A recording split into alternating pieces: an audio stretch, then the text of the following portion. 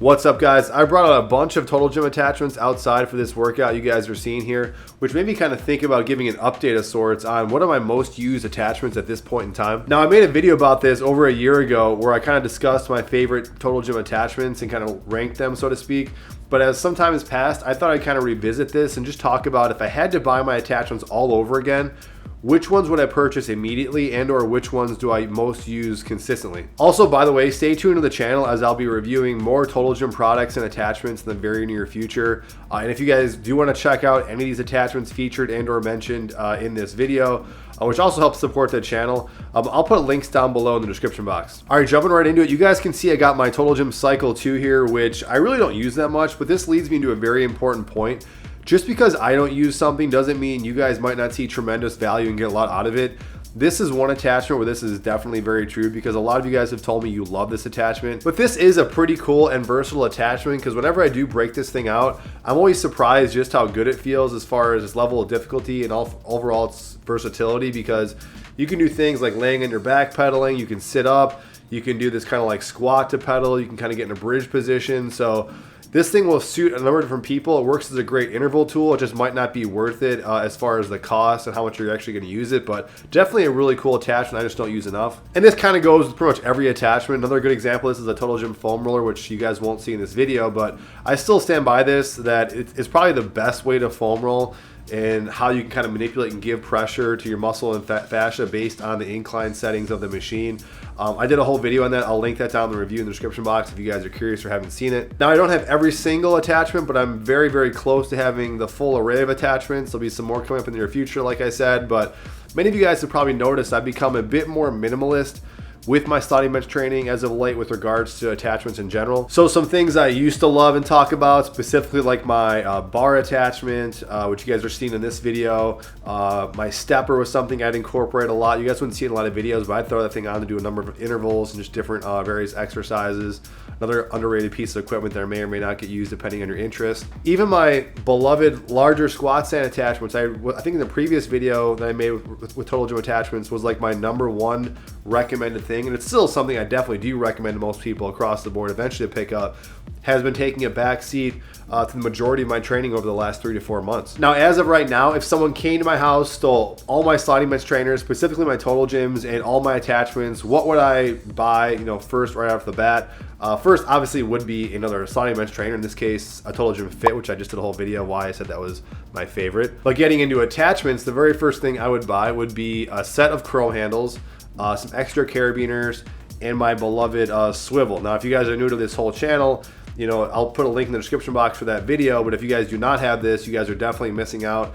I've said this is probably definitely one of the biggest things I would add as far as an addition to like a stock sliding bench trainer or specifically a Total Gym. Not only does it add some needed length to the Total Gym cables, but more importantly, the handles with the addition of the swivel just makes every exercise feel better. Next up, believe it or not, would not be an official Total Gym attachment. This is kind of being based on how much use I'm putting into it in the last 3 or 4 months, so time could change this idea, this recommendation, but it would be these pulling or rowing handles I picked up. You guys have seen these in a lot of recent videos, and obviously, do not get me wrong, the wing dip attachment that you use for inverted shoulder presses and pull-ups is no question an essential piece, but these handles that I'm using right here just make it easier and faster to jump into pull-ups without the need to set up the wing dip attachments. Not to mention you can do some other unique things like putting these handles over the middle of the tower for some other kind of close grip rows as well.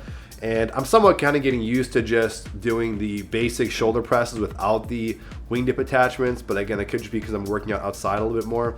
But this honestly shouldn't even be really much of an issue as far as considering to buy it, since the wing dip attachment or any kind of pulp attachment is going to come stock with any sliding bench trainer anyways. The next thing might be somewhat of a surprise, as you might think I'm going to be saying definitely I'd go ahead and pick up a larger squat stand, which is definitely a good key foundational piece. Do not get me wrong about that.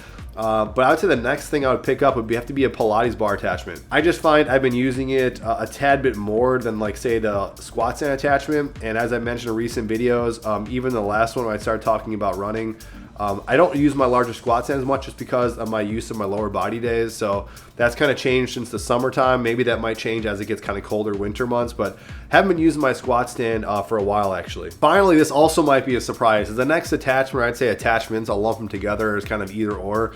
would have to be either a pair of loop style resistance bands or a heavy weight vest. Again, do not get me wrong.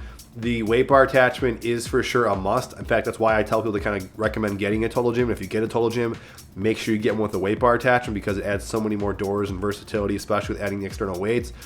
I'm just kind of factoring into the need that if I had to buy everything all over again, if I had to buy like weights and all that other stuff, what would I kind of get? What's easier for me to use? And also, what am I practically just honestly been using recently because of the nature of my outdoor workouts? It's been mostly the weight vest because I can drape it over the bench. It's really easy. And the resistance bands work out good. Again, it's another external form of resistance that I can bring outside pretty easy. Also, the fact that I can do some off-machine stuff as well. And the same goes for the weight vest as well. There's a number of off-machine exercises that I do from like bicep curls, even squatting with it. So that's kind of the rationale for that. But honestly, as I'm saying this, it's probably about time I break out my weight plates outdoors. And probably once I start doing that, I probably won't go back and they'll be staying out in my garage. So, but that's it, guys. I think what I wanted to kind of clarify in this video is that yes, the attachments are awesome. They're the huge selling point of the Total Gym. But whatever attachment you choose to buy, it opens up tons of doors. I would never, actually every attachment I have, I don't regret ever getting or picking up or having because I know I'm gonna use it. But I'm definitely taking a more simplistic and minimalist design. I try and find attachments that work for me, work for my workouts, and kind of how I kind of flow things together. Again, going back to a whole video I talked about kind of getting in that flow state of your Total Gym workout. So, you know, find that combination of attachments to incorporate into your workout. And that's kind of the great thing about the Total Gym is that you might get in this cycle of using the same kind of attachments, and eventually, let's say even like I'm doing now, I'm going outdoors. My Total Gym training has evolved and adapted because of these outdoor workouts, and I'm sure they'll evolve a little bit if I go back indoors, which I said in a previous video I'm going to try to avoid as long as I can. So that's the great thing about these attachments. They mix things up a little bit. So hopefully it helps you guys out. Again, stay tuned for some other sliding bench training attachment videos coming in the near future. Any questions, comments, feedback, let me know. Definitely curious what you guys use most often and why you use it. Definitely comment down below in the description box. Curious about that. And again, a kind of soft plug because I'm getting a lot of questions, specific questions. If you guys are interested in kind of personal training or personal coaching on the Total Gym or Sliding Bench Trainer, definitely check out the website, slidingbenchtrainer.com. You can also go there to pick up my new workout poster as well. Thank you guys for watching. I'll see you guys in the next video.